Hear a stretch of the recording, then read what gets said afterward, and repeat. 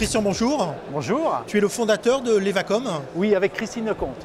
Et c'est une plateforme SaaS qui a produit Poolmedia. Oui, Poolmedia est une plateforme de gestion de contenu sur le web social de l'entreprise.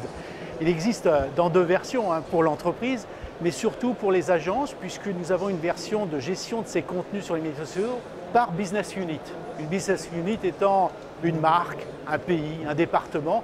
Donc on voit bien que derrière l'outil, il y a une logique de gestion du contenu avec une logique de profit, de retour sur l'investissement en quelque sorte. Alors la gestion de contenu, pour lire ce qui se passe par rapport à des contenus qu'on a poussés ou pour pousser aussi les contenus sur ces médias sociaux? Alors justement, en fait, la plateforme va permettre de produire du contenu, de reprendre du contenu qu'on a déjà ou d'en créer sur les médias sociaux. Alors les médias sociaux gérés par Poolmedia, c'est Facebook, Twitter et toutes les plateformes de blog. Et on a réellement un outil d'administration, c'est-à-dire que je pousse du contenu de manière unitaire ou par campagne, je les programme, je les diffuse, je vais suivre mes actions parce qu'on a un outil de planification et en même temps je vais mesurer ce qui se passe parce que n'oublions pas que Poolmedia est une plateforme qui héberge les contenus, aussi les données statistiques et toutes les données de gestion puisqu'on peut savoir la production d'un département, ses moyennes, enfin on peut aller à un niveau fin de contrôle de gestion en quelque sorte. Donc on peut voir des disparités, si on prend la France avec plusieurs business units qui sont des départements, on peut avoir des disparités de réaction par rapport à un même contenu. Exactement, puisque en fait cette business unit, elle va permettre d'organiser un peu mon travail, ma présence sociale.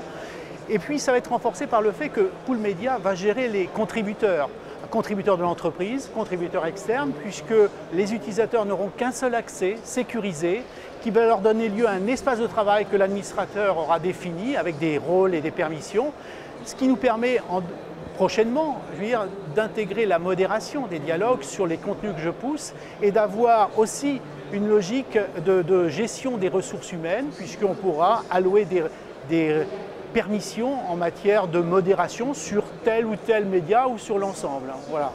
Alors, votre cible, ce sont les agences, mais est-ce que les agences pourront également donner des accès à leurs clients? Exactement, voilà. On permet ce qu'on appelle, nous, la réversibilité, puisque l'agence va pouvoir gérer comme elle l'entend ses marques, les configurations des connecteurs, elle pourra allouer les ressources humaines, des gens en interne, des gens en externe ou des freelances, pourquoi pas, et de pouvoir tout contrôler à travers des tableaux de bord, un outil de gestion et de planification de ces contenus par média ou que sais-je. Donc on a réellement là un dispositif qui permet la réversibilité puisque la marque, si elle veut demain laisser libre cours ou restituer à la marque la gestion de ses contenus, eh bien ça se fera tout naturellement et la marque pourra continuer à travailler avec Poolmedia. Alors, quel type de contenu on peut pousser? Tout type de contenu, texte, images, vidéos, questions. Est-ce qu'on peut avoir également de la vidéo interactive? Oui, exactement. En fait, on va pousser du contenu riche. C'est-à-dire que sur Facebook, on va publier des statuts, des liens, enfin le classique. Sur Twitter, les tweets avec tous les dispositifs qui vont bien. Sur les blogs, on va pousser du texte, des images, des vidéos. L'intérêt de la plateforme, c'est que puisqu'on centralise tous les contenus et toutes les données statistiques, sur les contenus, on va centraliser les fichiers PDF que j'utilise, les images, si bien que d'autres contributeurs pourront reprendre l'image ou le logo ou un document, puisqu'on aura tout centralisé pour la marque ou pour l'agence, si elle utilise une gestion multi-compte en quelque sorte. D'accord, donc il y a une vraie centralisation des contenus qui sont mis à disposition dans le cadre d'une opération, mais également qui peuvent être réutilisés pour une autre opération, pour une relance ou dans le cadre d'un autre département presque. Exactement, et ça va plus loin parce que si demain, prenons l'exemple finalement d'une plateforme CMS que j'utilise et je veux en changer, eh bien le contenu est bien sûr sur cette plateforme CMS quand on le diffuse, mais il est aussi sur Poolmedia, donc on peut rebalancer le contenu là où on veut. Donc on a réellement un outil qui est fait pour l'agence, pour les marques. On ne perd pas ses tweets, donc c'est-à-dire si des tweets disparaissent, on les a sur Poolmedia, on peut les relancer. On a réellement là un outil qui est important. Pourquoi cette centralisation? Puisqu'on va tracer tout ce qui se fait. Et demain, je vous l'ai dit, on va gérer les dialogues.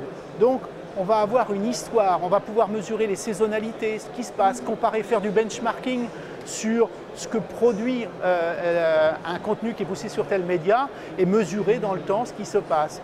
Donc la centralisation des contenus, elle est extrêmement importante puisque quand demain je vais analyser les dialogues d'un point de vue sémantique, je vais pouvoir avoir des corrélations et voir des campagnes, pourquoi elles ont marché et pas. Donc je conserve et je ne suis pas dépendant d'une plateforme CMS, de ce qu'elle garde comme statistiques ou comme données.